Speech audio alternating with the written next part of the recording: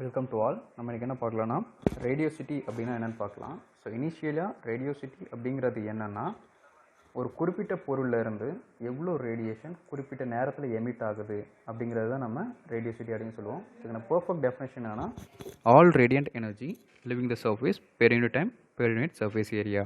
இந்த ரேடியோசிட்டி எப்படி ஆக்ட் ஆகுது, எதனால் ஆக்ட் ஆகுதுன்னா ஒரு பொருள் அட்மாஸ்பியரில் இருக்கிறப்ப அது பல விஷயங்களுக்கு ஆக்ட் ஆகும். அதில் ஒன்று தான் இன்சிடென்ட் ரேடியேஷன் சொல்லுவாங்க. இன்சிடென்ட் ரேடியேஷன் அப்படிங்கிறது அந்த பொருள் மேலே ஆக்ட் ஆகக்கூடிய ரேடியேஷன்.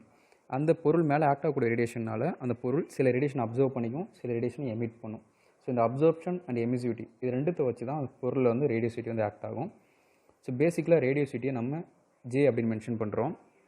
இந்த ரேடியோசிட்டி பற்றி தெரிஞ்சுக்கணுன்னா அதுக்கு முன்னாடி நம்ம 3 விஷயங்கள் தெரிஞ்சிருக்கணும்.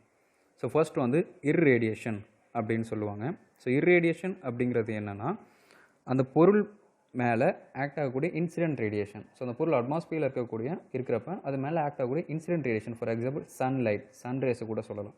ஸோ ஒரு பொருள் மேலே ஆக்ட் ஆகக்கூடிய இன்சிடென்ட் ரேடியேஷன் எல்லாத்தையுமே இர்ரேடியேஷன் அப்படின்னு மென்ஷன் பண்ணுறாங்க. இதுக்கு அடுத்தது ரிஃப்ளெக்டிவிட்டி அப்படின்னு என்னென்னு பார்க்கலாம். ரிஃப்ளெக்டிவிட்டி அப்படிங்கிறது என்னென்னா அந்த டோட்டல் இன்சிடென்ட் ரேடியேஷன்லேருந்து எவ்வளவு ரேடியேஷனை அந்த பொருளால் வெளியில் ரிஃப்ளெக்ட் பண்ண முடியும், வெளியில் தள்ள முடியும் அப்படிங்கிறத ரிஃப்ளெக்டிவிட்டி. ஸோ இனிஷியலாக வரக்கூடிய ரேடியேஷனில் இருந்து எவ்வளோ ரேடியேஷன்ஸை அப்படியே வெளியில் தள்ள முடியுமோ அதை ரிஃப்ளெக்டிவிட்டி அப்படின்னு சொல்லுவோம். So ability of the material to reflect the energy, அதுதான் ரிஃப்ளெக்டிவிட்டிக்கான பர்ஃபெக்ட் எக்ஸாம்பிள் டெஃபினேஷன். அடுத்தது எமிசிவிட்டி. ஸோ எமிசிவிட்டி அப்படிங்கிறது என்னென்னா reflectivity and emissivity both are same மாதிரி தான் இருக்கும். பட் எமிசிவிட்டி அப்படிங்கிறது என்னென்னா டோட்டல் இர்ரேடியேஷன்லேருந்து சில எனர்ஜிஸை அந்த பாடி அப்சர்வ் பண்ணி வச்சுக்கும். ஓகேங்களா? ஸோ இந்த அப்சர்வ் பண்ண எனர்ஜிலேருந்து வெளியில் எவ்வளோ போகுது அப்படிங்கிறது தான் எமிசிவிட்டி. ஸோ நல்லா புரிஞ்சுக்கோங்க. ரிஃப்ளெக்டிவிட்டி அப்படிங்கிறது டேரெக்டாக வரக்கூடிய ரேடியேஷன்லேருந்து டேரெக்டாக வெளியில் போகக்கூடியது ரிஃப்ளெக்டிவிட்டி. பட் எமிசிவிட்டி அப்படிங்கிறது வரக்கூடிய இன்சிடென்ட் ரேடியேஷனை அப்சர்வ் பண்ணி அதுலேருந்து சில விஷயங்களை வெளியில் தள்ளுது பார்த்தீங்களா, அதுதான் எமிசிவிட்டி. ஸோ ரிஃப்ளெக்டிவிட்டி அண்ட் எமிசிவிட்டிக்கான சின்ன எக்ஸாம்பிளை கீழே ஒரு டயக்ராம் கொடுத்துருக்கேன். அதை பார்த்தீங்கன்னா உங்களுக்கு ஒரு கிளியர் கட் ஐடியா கிடைக்கும். ஓகேங்களா? ஸோ இப்போ அடுத்தது இந்த ரேடியோசிட்டிக்கான ஃபார்முலா டெரிவேஷன் பற்றி பார்க்கலாம்.